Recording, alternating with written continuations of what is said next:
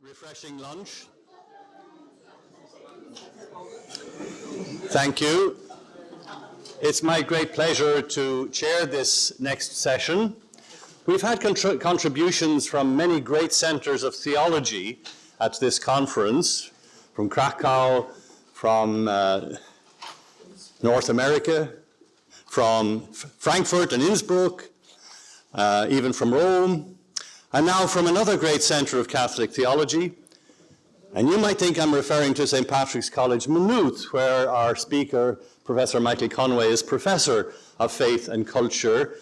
But I'm not speaking of Maynooth, I'm speaking of that other great Irish centre of theological reflection, Mayo. So, ladies and gentlemen, with me, welcome Father Michael. He is an author of a very important book on Blondel and his, let's see if I can get that right. It's gone. Science of Life. Science of Life, that's it, on Blondel's writing on action and theory. Good, so over to Michael, very welcome. Thank you.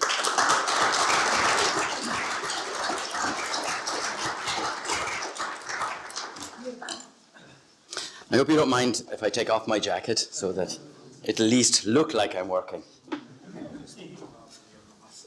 And just before I begin, I'll just say thank you to the Loyola Institute for the invitation to share a few thoughts with you here today, and especially thank you to Foncha, who's been in correspondence with me over the last couple of weeks. And I'm delighted to be here, and it's a lovely chance to share some thoughts with you. Incidentally, before I begin, can I just give a little bit of advice to, particularly to all the younger academics who are here.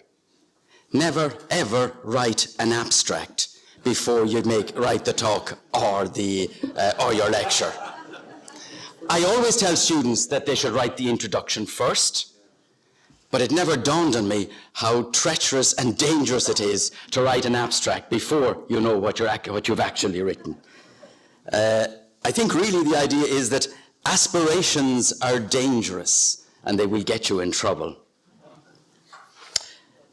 There can be little doubt, I think, that theology is changing, and it needs to change if it is to survive in the contemporary university in our European context.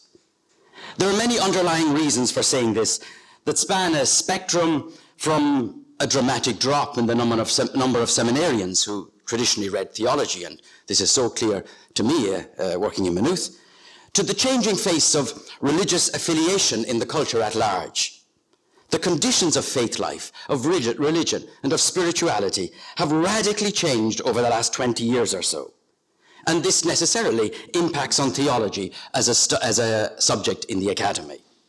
Of course, we can indeed continue to do theology as we've always done, teaching in the same style, treating the same subject matter, interacting in the same way with students as we've done now for about 30, 40 years, maybe more, 50 years. And in doing that, kind of providing a zone of stability and a zone of identity against the changing current of our times. It's possible.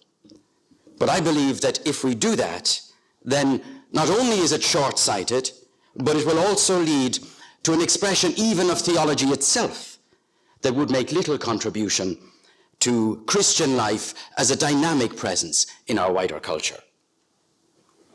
Almost 40 years ago now, the Religionsphilosoph Bernhard Welter from the theology faculty in Freiburg im Breisgau, he raised the issue of theology in transition. He did this in a rather important essay from 1964 entitled, I'll give you the original, Ein Vorschlag zur Methode der Theologie heute, a proposal for the method of theology today. He highlights the importance of foundational reflections, particularly as regards to methodology, on how one explores and on what one explores in theology.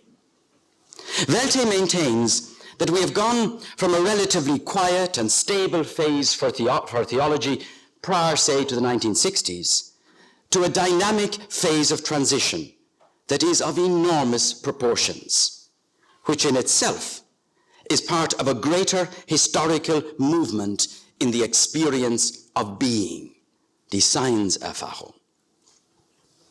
In Welte's terms, we are presently living in and through a change of epoch.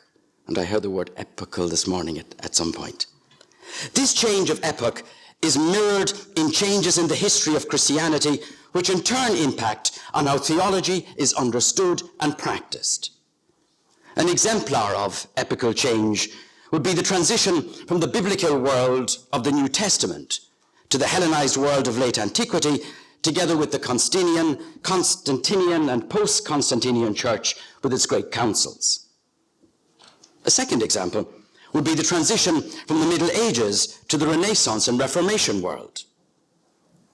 Now, in such epical transitions, language, thought, patterns of thought, ideas, imagination, order, and so on are fundamentally altered beyond the expectations of the more regular modifications that occur in the flow of time. There is, if you like, a smooth temporal change of flow. That's on the one hand. But on the other, there is what you might call a saltatory epical change. Jumps up and down. And this is what we need to be concerned about in our present time, to my mind, when we begin to think about theology. How is theology to negotiate an epical change? And this is less a matter of adjusting to the cultural environment in that incremental way that keeps one in tune with what's on TV in the evening, and much more a matter of coming to terms with what I will call decisive prime directives that are shifting at the level of lived experience and that need to be integrated into the task itself of theology. Now, I cannot in any way do justice to the full complexity of what is at stake here, but I would like to proffer some initial ideas in terms of responding. There is a definite problem that we must address and that has a direct bearing on theology in the classroom, namely the issue of what one teaches. And there are two sides to this. First, the expanse of material that we associate with theology, and which, I might add, is ever expanding. And this conference is now making its own contribution. And secondly, what exactly is theology in the sense of its specificity? When you come to work in theology, you very quickly realize that there is an overwhelming breadth of material at your disposal. There is the testimony of the apostolic witness, particularly as transmitted in the New Testament and conjoined to it the entire Hebrew tradition. There is further the witness of the witnesses in the church down through the centuries. This too is a source for theology that comprises not only the officially proclaimed faith of creeds, decrees, and councils, but also the lived faith of liturgy, praxis, and theology, and prayer. And all of this is growing and being modulated unremittingly by place and time. Every beginning doctoral student discovers this and knows exactly what I'm talking about. We have a vast, burgeoning forest of material that is marked by an overwhelming complexity. And given that Michael asked us to pay attention to Jürgen Habermas, what he calls an Unübersichtlichkeit. You simply can't grasp it all. This is what you must face, whether you like it or not, at the outset of theology. And no other discipline in the academy must cope with an equivalent initial situation. Given the spectrum of material in terms of the sources, and I'm only indicating the issue, the temptation is great, gratuitously, to select, simplify, and even silence. This occurs, for example, when one chooses a single aspect of faith from a particular historical juncture and treats it as if it stood for the whole span of testimony.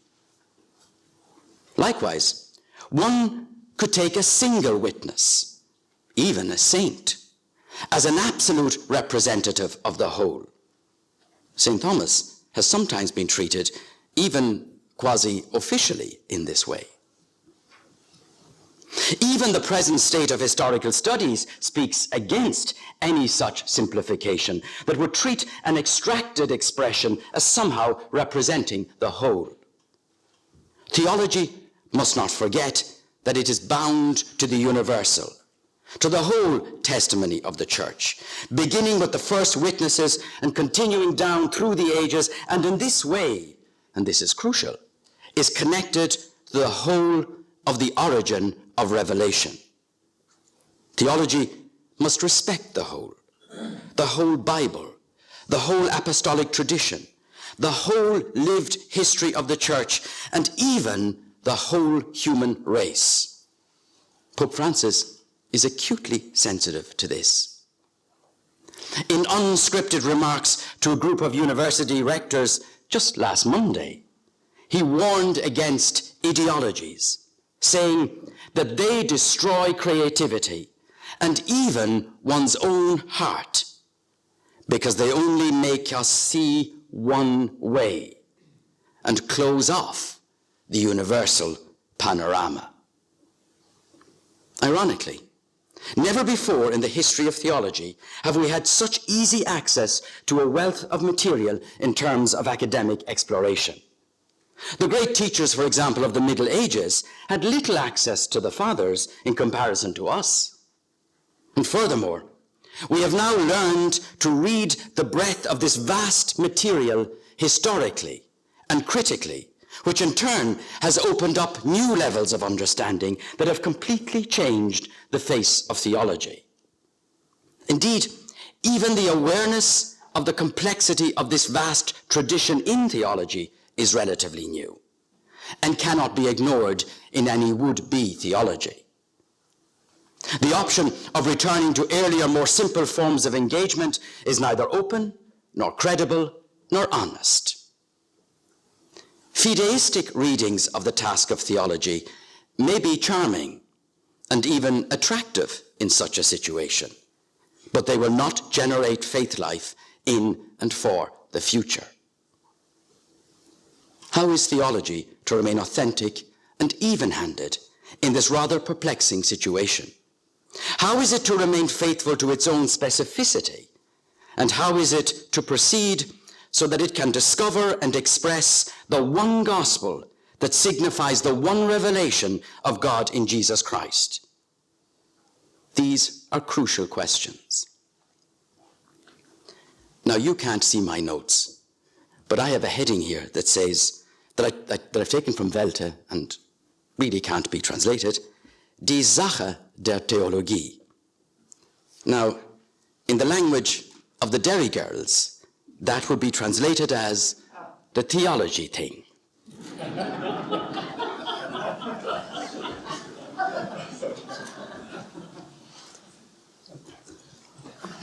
So, the theology thing. Theology remains theology and can negotiate this enormous wealth of material when it is concerned with the proper task of theology, which is the revelation of God in Jesus Christ that has an historical beginning. The task of theology is precisely the living exploration of the revelation of God in Jesus Christ. This is the direction into which we must look when we do theology. Everything is supportive or ancillary to this direction or axis. When theology seeks the path through the forest of witnesses that correspond to the Spirit of God, revealing God's self in the person of Jesus, then it remains faithful to the panorama of witnesses, since it is precisely to this that they, in fact, witness. What one seeks to explore in theology is not the sources in and of themselves, but that to which they witness. It is this direction that maintains theology as a discipline, and it is essential not to lose sight of this. It is for this reason that the attitude of faith is central. Through this attitude, it can calmly and prudently approach the forest of testimony. And in this attitude, theology will always be in harmony with the multitudinous word of testimony. However, this attitude of faith can take various forms that stretch from a general openness to the enigmatic question of life itself, to an acute sensibility to the intensity of the mystic life. What faith might mean to any one person is intimately bound up with the sui generis character of personhood. My understanding of faith is not yours. But without this attitude of faith, there can be no theology. And not to guard and maintain it as central would be to undermine the discipline per se. For this reason, in a contemporary setting, it might perhaps be best to think and speak of theology as vita intellectum quaerens, since the category itself of faith, fides, is now part of the very quest, which is often understood first as a seeking of self-understanding and then gradually expanded in ever-widening circles so as to embrace the whole of faith. Pope Francis urged that group of rectors, and I'm quoting him, to listen to the social and institutional reality, the neighboring one and the global one, because the university has no borders. Knowledge, research, dialogue, and confrontation cannot but overcome all barriers and be all-embracing. What strikes me is that overcoming all barriers and being all-embracing. If what I'm saying is true, then any reductive practice of theology to, say, religious studies, or the philosophy of religion, or the sociology of religion, or the history of Christianity would betray theology as a discipline.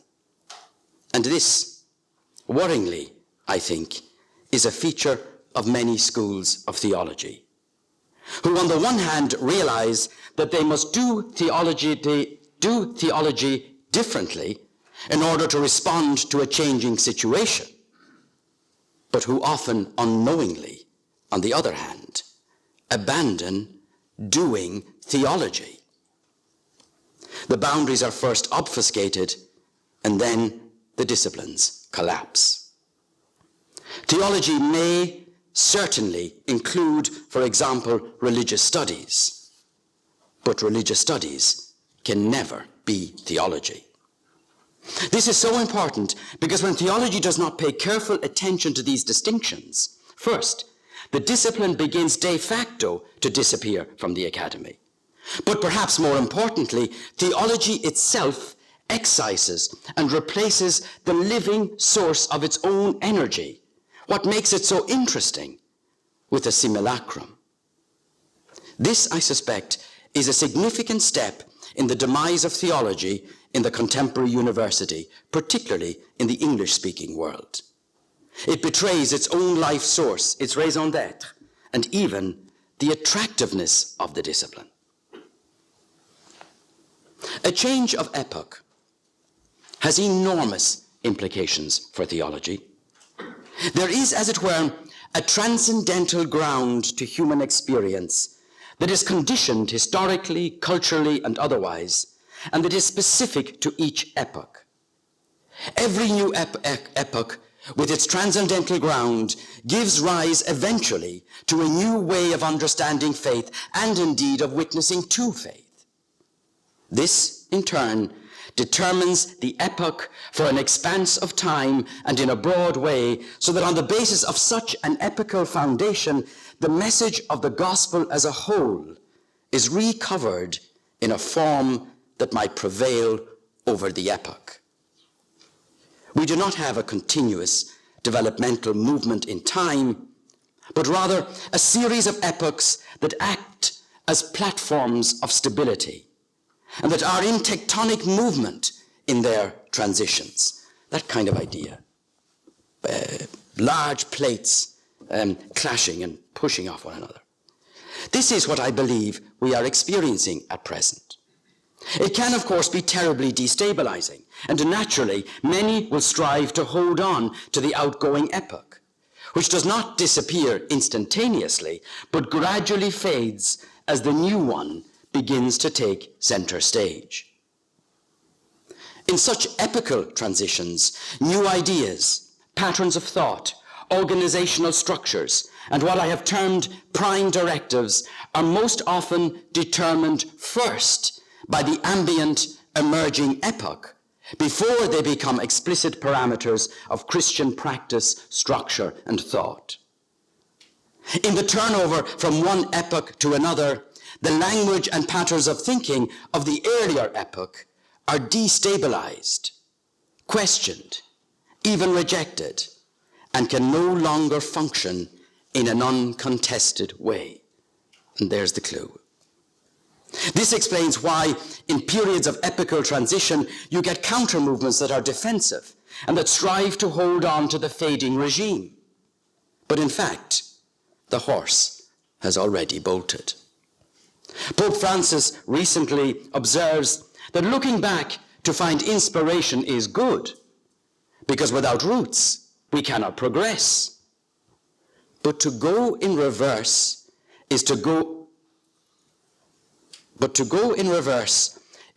back in order to have a form of defense, a safety measure that saves us from the risk of going forward, the Christian risk of carrying the faith, the Christian risk of journeying with Jesus Christ. That's the end of the quotation. That's all Pope Francis, not me.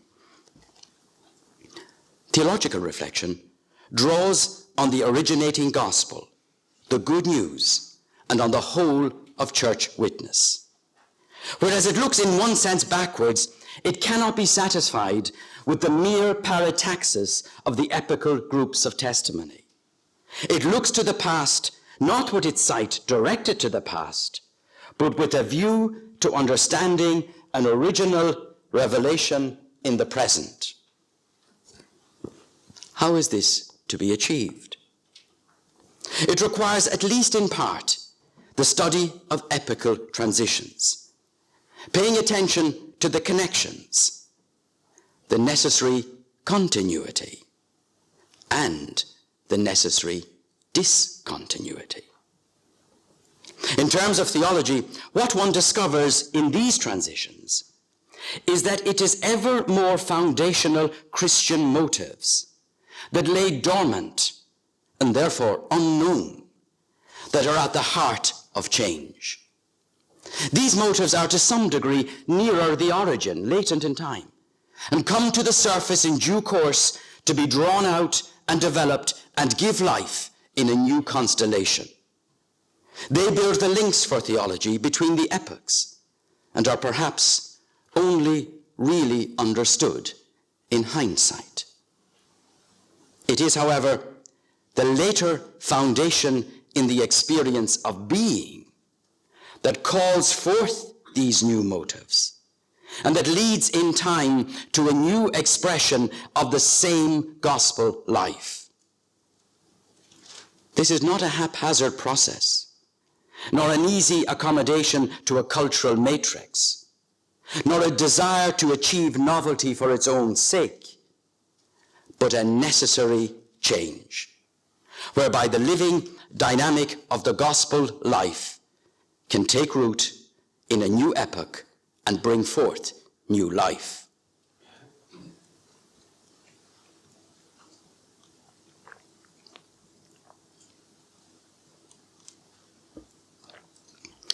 Let me now turn more explicitly to our own times, our epoch.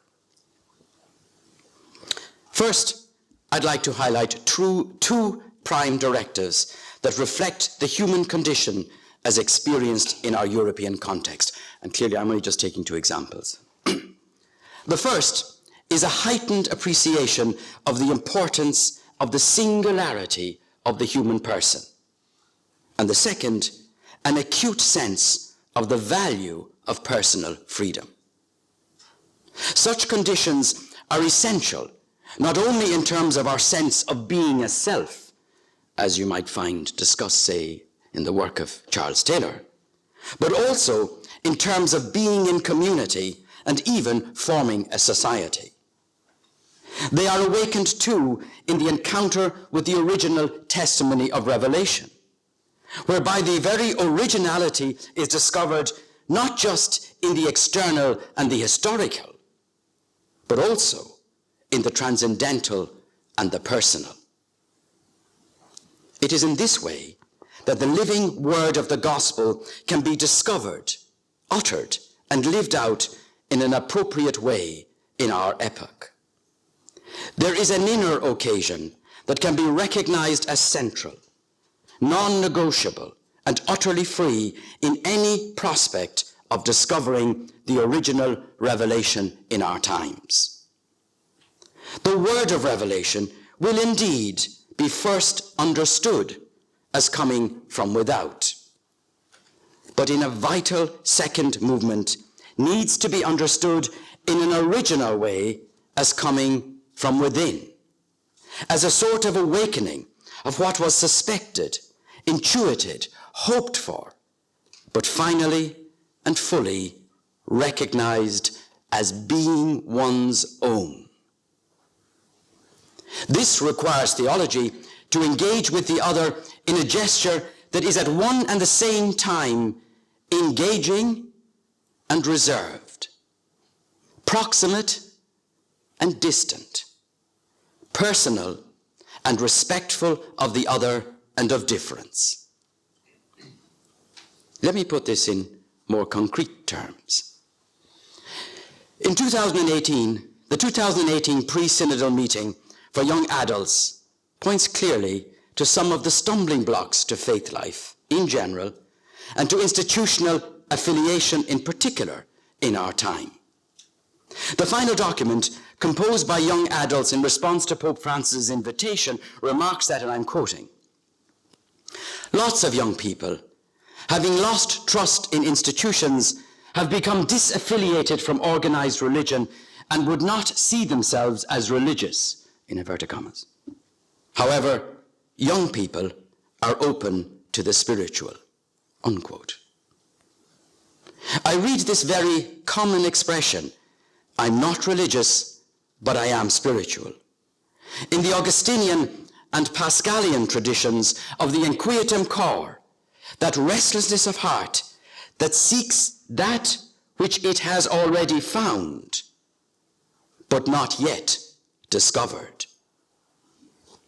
All persons have an unresolved metaphysical desire that cannot be met definitively in the commodities, exploitations, practices, and achievements of any epoch.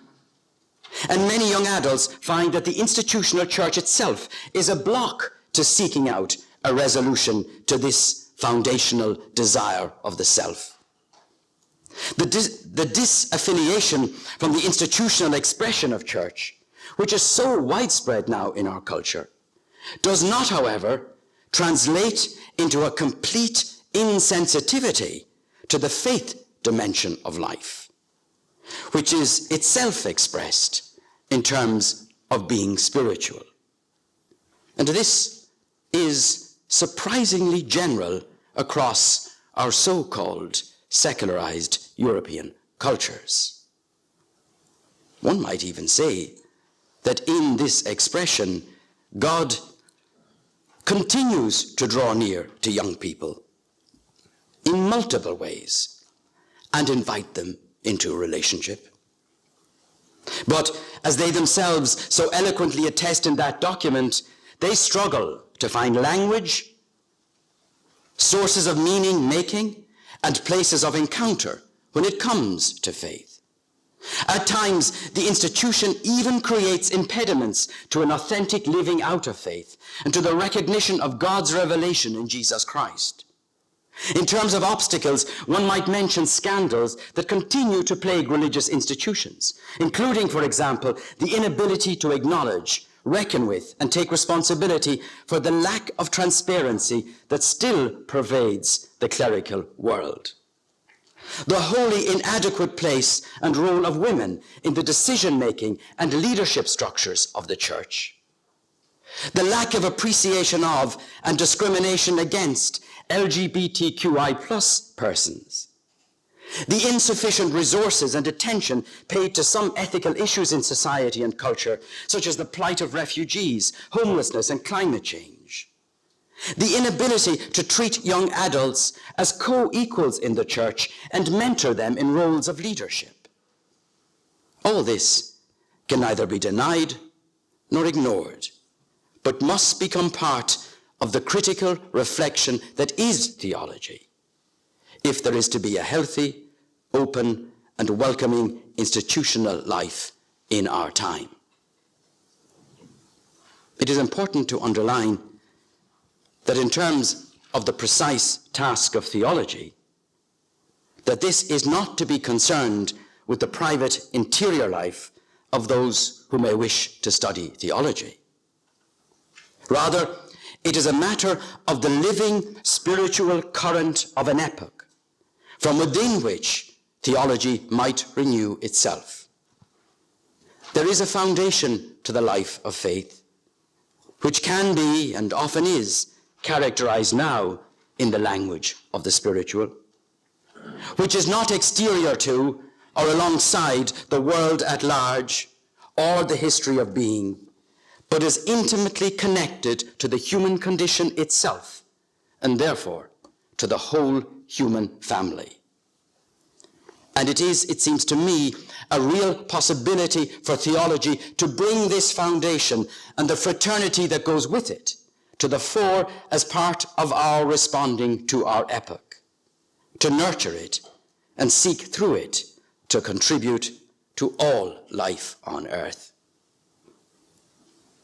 I'd like, as a final section, to turn more specifically to the classroom.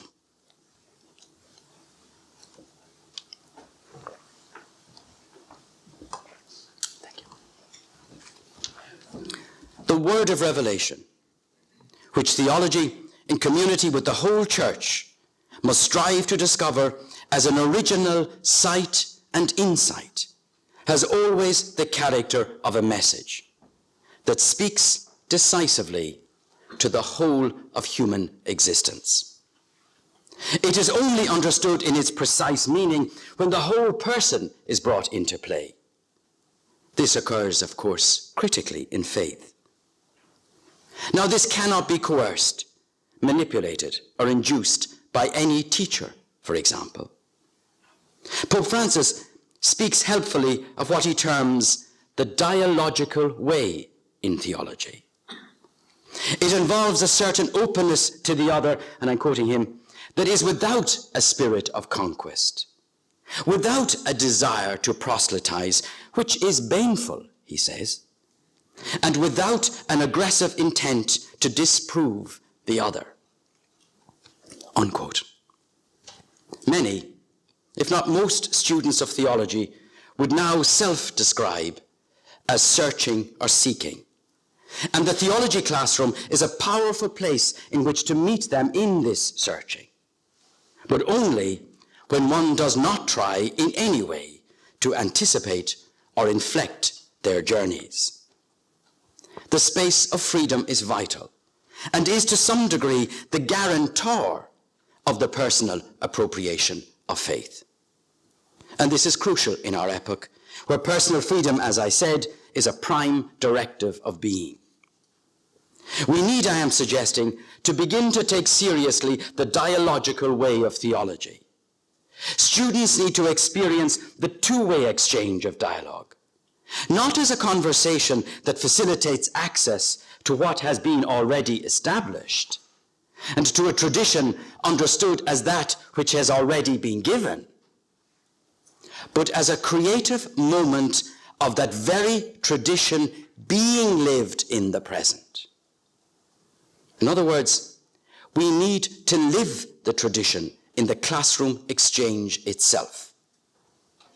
It is on this basis that it is a space of evangelization and of welcome, where the ecclesial community goes forth, as Pope Francis, goes forth toward the other. The teacher of theology needs to stand on the edge of teaching and learning, speaking and listening, giving and receiving. In other words, sharing in the community that is the classroom, which is already an ecclesial space, and even, imagine this, growing in faith there. It is still far too easy to infantilize students in the structures of our university world, rooted in a certain hierarchy that very often takes a paternalizing form in ecclesial settings, which is usually, it must be said, well-intentioned.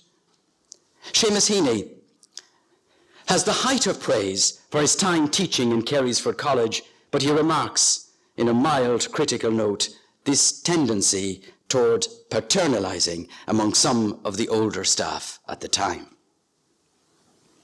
I believe that this dialogical way is vital to theology in a contemporary setting. Other disciplines can easily operate within a framework of sharing information, of giving something to students, but not theology. There is, of course, a communication of ideas, an opening up of material, a mutual engagement with a received tradition.